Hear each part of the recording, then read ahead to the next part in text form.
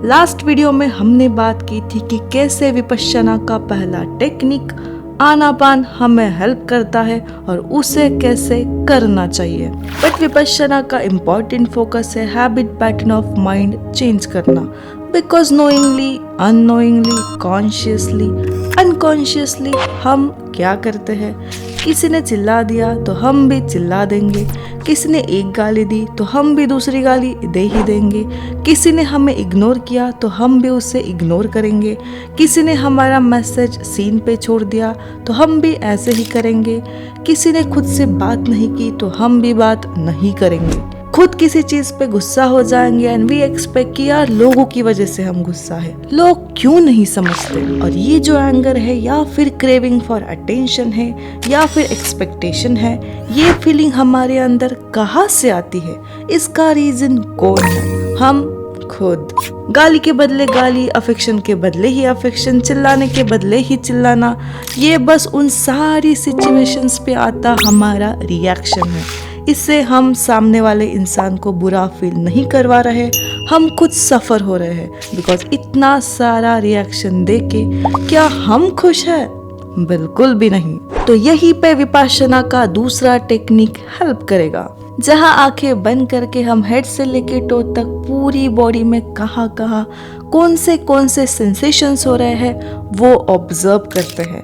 आनापान में जैसे हमने ब्रीदिंग पे फोकस किया था, अब वहाँ से अपने दिमाग का अटेंशन हटा के पूरी बॉडी पे करना है। शुरुआत हम फेस से करेंगे। देखिए कि फेस में कौन से सेंसेशंस हो रहे हैं। अच्छा, सेंसेशंस मतलब क्या?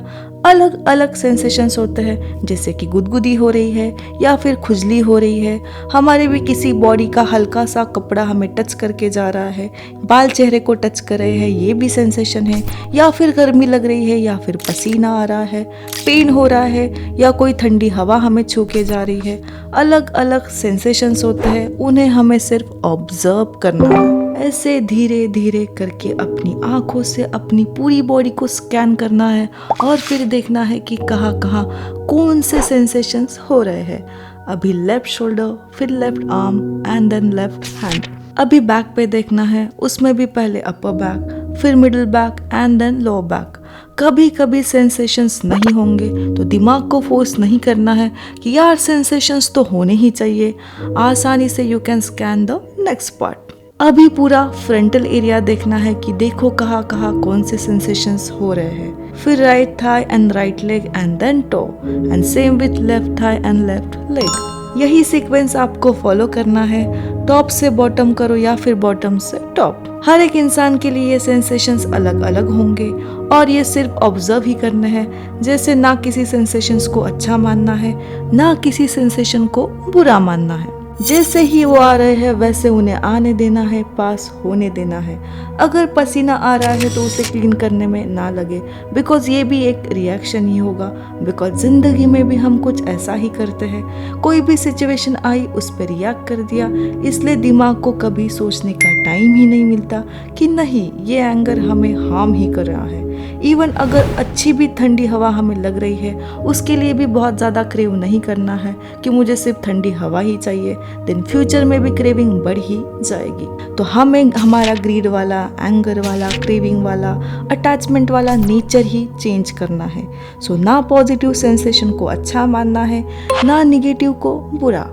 Just the neutral state of mind. Continuously observe करने के बाद यू विल फील कि कोई भी अच्छा या बुरा सेंसेशन ज़्यादा टाइम नहीं रुक रहा। हर एक अच्छे सेंसेशन के बाद कुछ बुरा सेंसेशन आएगा या फिर कभी दोनों भी साथ आ जाएंगे। कुछ भी चीज़, कुछ भी सेंसेशन कांस्टेंट नहीं है, हमेशा वो चेंज होते ही रहते हैं। जैसे कि चेहरे पे पहले गुदगुदी वाला सेंसेशन था, बाद में कभी खुजली वाला भी हो सकता है, बाद में कभी पसीने वाला भी हो सकता है। तो ये सेंसेशन चेंज होते रहते हैं। और बताओ कि अगर हमारे खुद के बॉडी के sensation movement to movement change हो रहे हैं, कोई भी सेंसेशन परमानेंट नहीं है, देन आसपास की सारी चीज़ें कैसे कांस्टेंट या परमानेंट रहेगी। अगर ये हमने समझ लिया तो habit pattern of mind change होगा। Because at the end everything is impermanent. और ऐसे ही कंटिन्यूस प्रैक्टिस से हम हमारा बिहेवियर बैलेंस कर सकते हैं। ऐसा माइंड बना सकते हैं जो ना कभी अनहैप्पी है ना किसी से अटैच्ड है, बिकॉज सब बदलता आया है, बदल रहा है और फ्यूचर में भी बदलता रहेगा।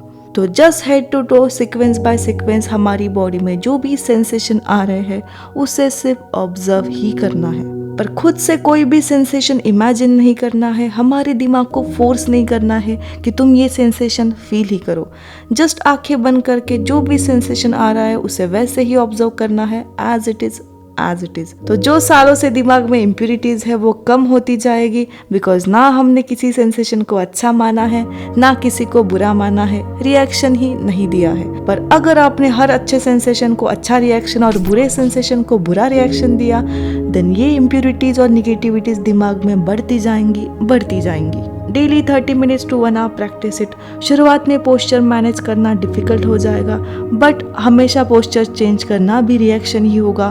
तो try to manage the posture for at least 30 minutes और बाद में धीरे धीरे टाइम इंक्रीज कर सकते हैं। विपश्यना से हमें बहुत ज़्यादा बेनिफिट्स मिलते हैं, जैसे कि हमारा स्ट्रेस कम होता है, हमारा mind balance, strong and focused बनता है। ये हमें एंजाइटी, डिप्रेशन कम करने में भी हेल्प करता है। इवन विपश्यना हमारा प्रोडक्टिविटी भी इंक्रीज करता है, हमें हमेशा हैप्पी एंड पीसफुल रखता है। लोगों के एक्शन से हम अपने आप को पनिशमेंट नहीं देते, हमारे खुद से और इवन लोगों से भी अच्छे रिलेशंस रहते हैं।